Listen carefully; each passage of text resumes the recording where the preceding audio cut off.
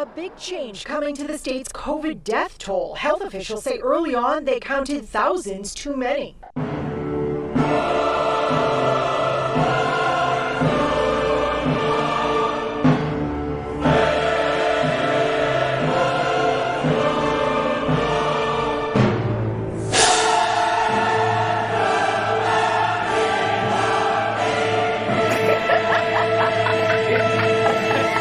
Hello, everyone.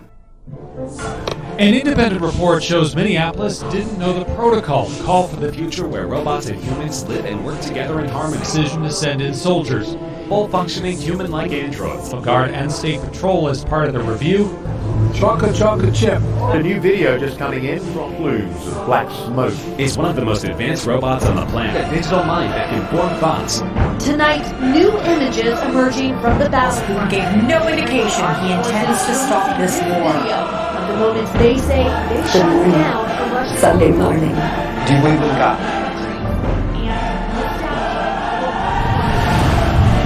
President Trump.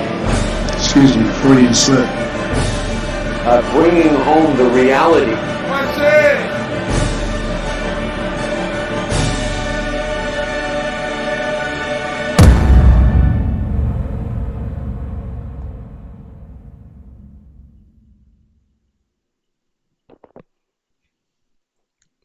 What is up, fam? Good to see you guys. Happy Sunday. I just randomly pop up on Sundays now. Hey, Jay Brewski, Stacks, good to see you. Disco Daphne, thank you for your help. Scott Robinson, Jessica Sykes, Tree Wade, Inez Bravo, good to see you guys. Amy, the Butterfly Beacon, Mary Hurley, Up 3, Heart Whisperer. I'm so glad you guys are here. What up, Sparky? So welcome to Cognitive Dissonance, the channel where we try. Guys, we try to untangle the web of lies surrounding us. And it's hard, man. It's hard. But I'm back with another Sunday Quickie. And I have some crazy stuff for you guys today. Okay, America has without a doubt been blessed. We are a land of abundant natural resources. We've got vast oceans on either side of the country, which have traditionally served as a type of security perimeter. We have mostly peaceful neighbors. Okay, we've been captains of industry and bringers of innovation. We've had some good times, man, to be sure. But as the saying goes, hard times make strong men. Strong men make good times. Good times make weak men, and weak men make hard times. And the cycle continues. And winter is coming, guys. Doesn't take Ned Stark to see that. What up, de Haviland? Good to see you. Economic turmoil, the destruction of traditional morals and values, wars and rumors of war. Since the founding of this nation and the war for independence, the only real bloodshed and war that's been brought to the shores here was that we brought on ourselves. Okay, and because of this, we have a distinctly different worldview than the inhabitants of other nations. The argument could be made that war has been something like the norm in global history, and that long periods of peace were actually the exception. The great Pax Americana, although something of an oxymoron, again, rings true here if nowhere else. Most people alive in the West today have grown up in a time of affluence and comfort. We tend to think that the things that we see on our screens could never happen here. It's not going to happen here, man. Right? I hope that the lockdowns and riots and unmitigated division of the past few years have served as a reminder that it can always happen here. And now we face a new threat, the threat of a war that could actually come to our shores. In his farewell address, and super frustrated by European meddling, George Washington warned us against permanent alliances with foreign nations and bade us to only make temporary alliances in the event of emergencies. Washington and later Jefferson felt that the forces of geographical sectionalism, political factionism, and interference by foreign powers were the three greatest threats to our nation. If only we had listened. Our allies in Europe have had a extremely different experience. Okay, in Europe during the 19th century and the earlier part of the 20th century, military alliances in particular were prevalent. as countries sought to defend themselves from possible aggressors that were close to home. The need for this kind of a system was brought about by centuries of war in Europe. It's culminating in the French Revolutionary Wars at the end of the 18th century and the Napoleonic Wars in the early 19th century. These ever-shifting alliances across the pond led to the rise of notions like balance of power and even isolationism in some cases. Okay? The dual alliance of Germany and Austria-Hungary. There was a triple alliance of Germany, Austria-Hungary, and Italy. There was a Franco-Russian alliance, an Anglo-Japanese alliance, an entente between England and France, a triple entente between France, Russia, and England. There were so many ties that the world ended up in knots. And it led to war. It led to war. After World War I, we saw the first real attempt at global governance with Woodrow Wilson's League of Nations, which sucked and which was aimed more at a collective security and disarmament, and that didn't go so well as you can imagine, because not long after we ended up with another global war, and this was fought with new tactics and new weapons, and at the end of World War II, we saw the birth of the United Nations in 1945, and not long after that, in 1949, NATO was born. NATO was another collective security alliance. It was founded by the United States, Canada, and several other Western European nations. NATO became the first peacetime military alliance that the U.S. had entered into outside of the Western Hemisphere. And it was created to counter the growing strength of the Soviet Union. Now, although originally it was created to be kind of a time-sensitive agreement, it has turned into a permanent military alliance that has now grown to encompass over 30 nations. Now this alliance is threatening to drag us into a conflict the likes of which we have never seen. A conflict that would decimate life as we know it. Oh, these tangled webs we weave, man. It's crazy. The past couple of weeks, we've seen a dramatic escalation in rhetoric and action from Vladimir Putin. We saw a partial mobilization of Russian forces. We saw the destruction of the Nord Stream pipelines. There were Chinese and Russian warships off the coast of Alaska. We got reports of satellite imagery from Russia prepping what they call flying Chernobyls. We saw the annexation of 4 Ukrainian territories, and we heard a speech given by Putin that absolutely vilified the West. And what does Ukraine do? They submit a fast-tracked application for admission to NATO that, although it is probably unlikely to be accepted, would almost certainly immediately enter us into World War III. It's crazy stuff. It's crazy stuff, guys. Good to see you, Cuddy. I'm glad you're here. Yeah, I try to touch on the founders because those guys have some pretty good ideas, right? So this week, we saw Vladimir Putin announcing the outcome of the referendums in Donetsk, Luhansk, Zaporizhzhia, and Kherson, claiming that the people there supported the annexation of these territories by the Russians. Now, I am sure, guys, that the votes were totally unbiased. They were not at all made under duress.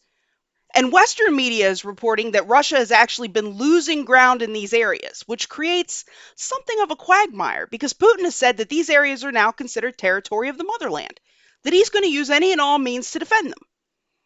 He had said in a previous speech that included nuclear weapons and that it was not a bluff. The question is, how far is this guy going to go? The leader of these annexed territories met at the Kremlin here.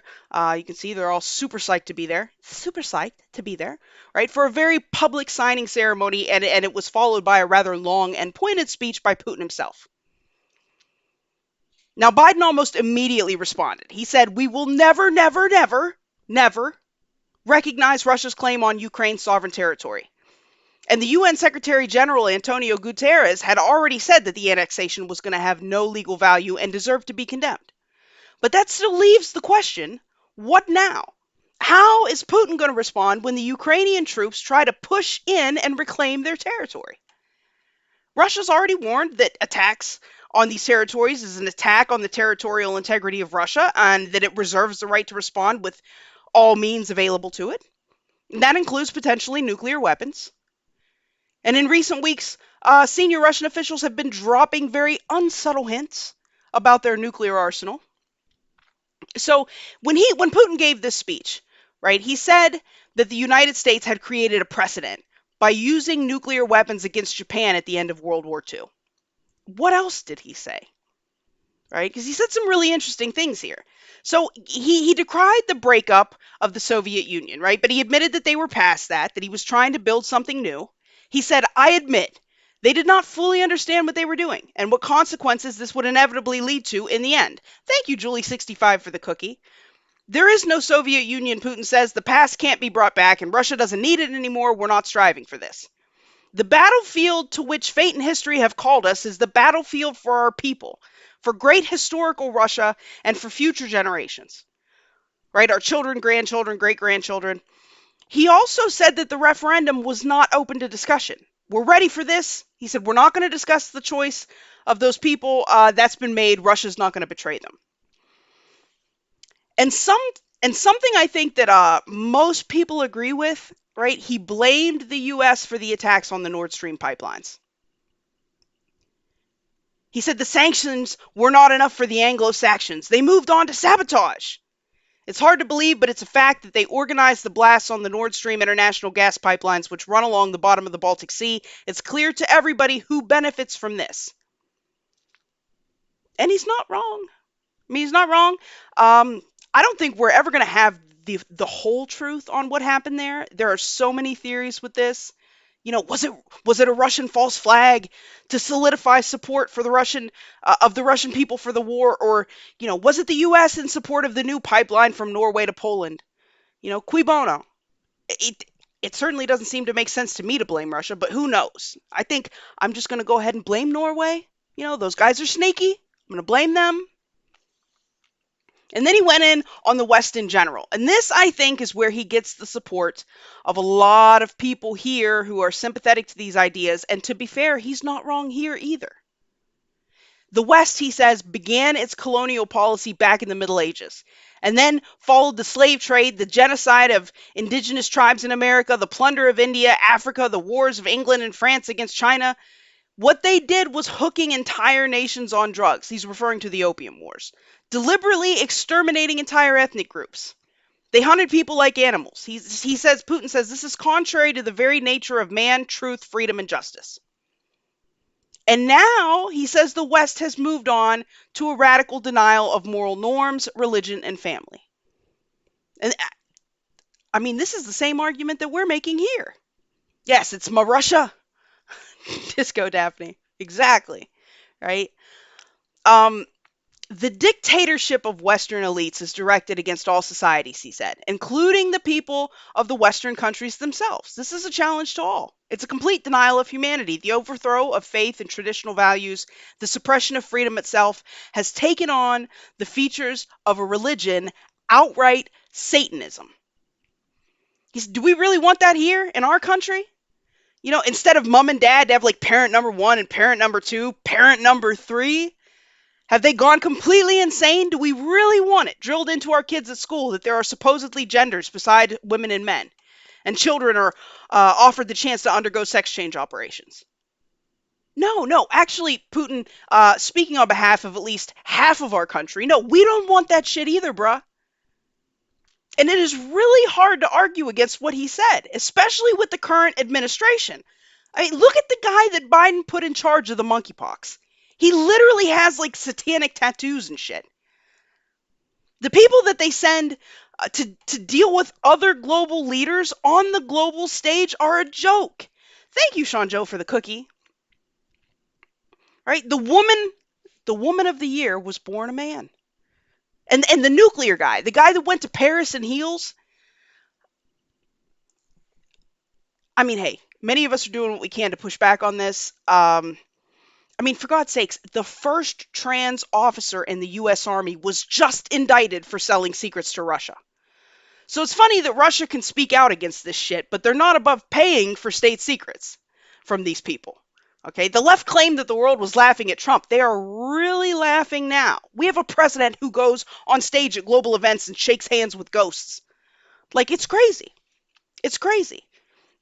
And there are countries of major consequence that are just not willing to condemn Russia for its actions. China and India on Friday abstained from voting on a United Nations resolution that was condemning Russia for claiming that it had annexed part of Ukraine. Right? There are 15 members on the UN Security Council, They held a vote on a resolution declaring Putin's actions illegal and invalid and recognizing that the regions are still part of Ukraine. Now, the resolution passed in a 10-1 vote. Russia was the sole veto vote. But the BRICS nations, China, India, Brazil, these nations are abstaining. So we see the BRICS nations voting in concert again, even though they have expressed some concern about the war. I mean, China and India have been powerful partners of Russia. They declined to institute the same sanctions that the West did. And in response to this, what does Ukraine do? They blindside the world by applying for a fast track into the NATO alliance. These alliances, right? I mean, this is looking a lot like pre-World War I organization, I'm telling you. And so Ukraine on Friday formally requested an accelerated accession to join NATO, which is in response, obviously, to Russia annexing 4 Ukrainian regions. Zelensky said, "We trust each other, we help each other, and we protect each other. This is what the alliance is, de facto. Today, Ukraine is applying to make it de jure," right?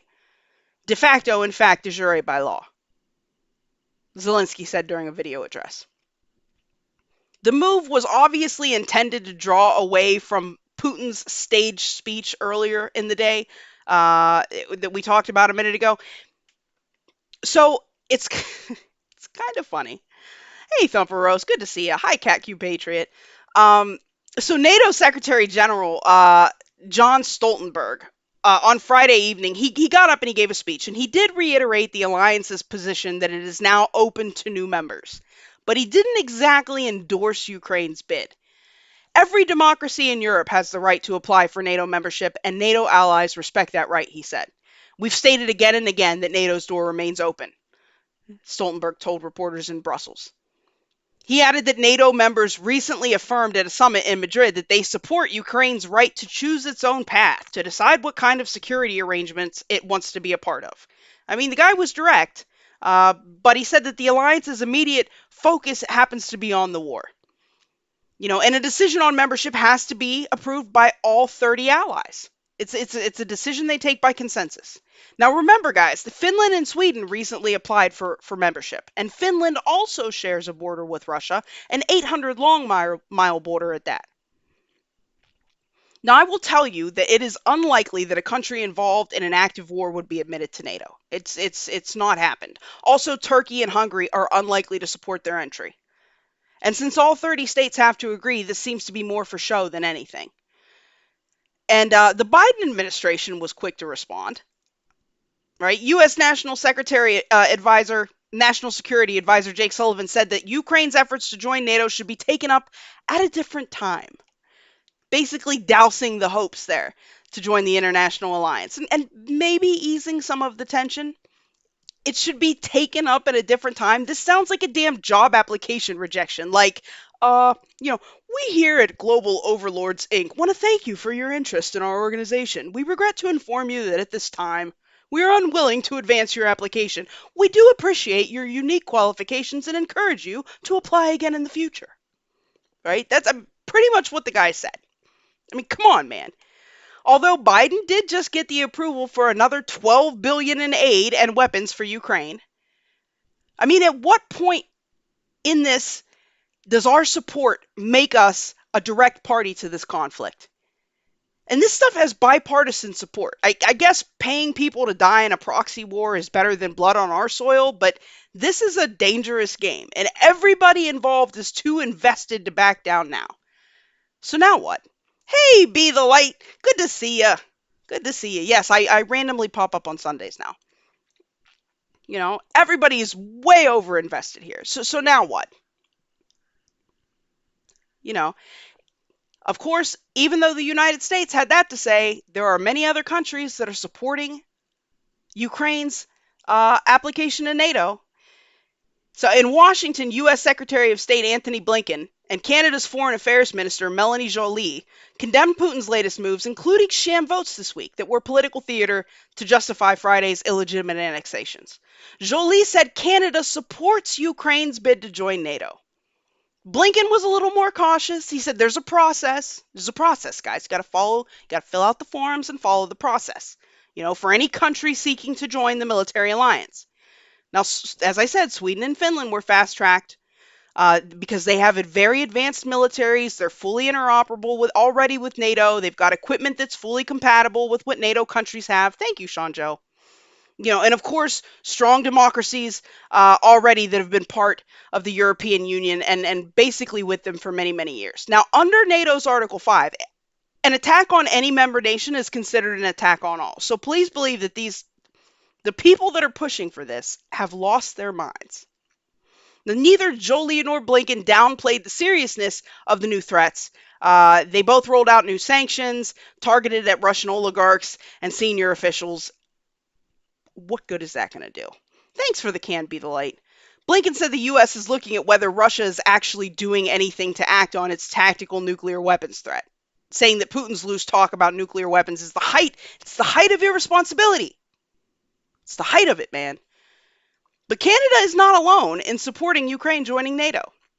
There were 9 Central and Eastern European countries that have given their backing to Ukraine's bid to join NATO, and that are urging the Western alliance to give Kyiv more weapons to defend itself against Russia.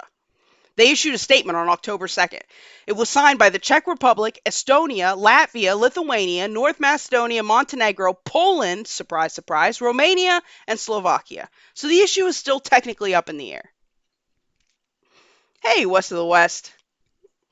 So in a video that I made about 6 months ago that I called the Two World Order, I pointed out that we were seeing the emergence of an alliance to counter the impact of the West. The BRICS nations have proposed an alternate reserve currency. China has been taking notes and slowly decoupling from trade and integration with the West and prepping for their eventual move on Taiwan, which, by the way, is likely to happen either from May to July or in October because of the monsoon seasons there. Russia, China, Iran, North Korea, and other sympathetic countries like Belarus have been making inroads in military alignment. There is a lot going on. And it is not unlike the formation of alliances we saw prior to World War I, except this is on a much larger and much more dangerous scale. The advances in kinetic and cyber weaponry alone are enough to give anybody pause. Yet it seems that the powers that be are marching us towards war. How much can we give to Ukraine without being seen as a direct party to the conflict? Our sanctions are only pushing these guys closer together and solidifying an alliance that would see us laid low. And although Putin does make some valid points about moral decay in the West, guys, when you get up and go to work, you aren't driving under a Russian sky. When your kids go outside to play, they're playing on American land. We have to clean up our own house. Because when, God forbid, missiles are launched, they are not going to discriminate in their targets. They don't care if you're rooting for Putin. Personally, I think everybody involved is an asshole. I don't trust any of them. For the people in charge, this is just Game of Thrones, okay? And in the end, it is always the peasants that get crushed in the onslaught. Thank you, Allison, for the cookie. Man, I don't know. What do you guys think? I mean, that's what I got for you guys today. I just wanted to give you guys kind of an update on the things that have happened over the past week. If you want to support this content, I encourage you to like, share, and subscribe. Hit the bell for notifications. Also, my Cash App and Buy Me a Copy are in the description below. If you're catching this on replay on YouTube, the super thanks are active, or you can support the free speech platforms and go make a free account and follow me on the Rokfin. There are a ton of awesome creators over there. Guys, I appreciate you coming by for this Sunday pop-up. Much love, and until next time, you know what it is. Stay loyal.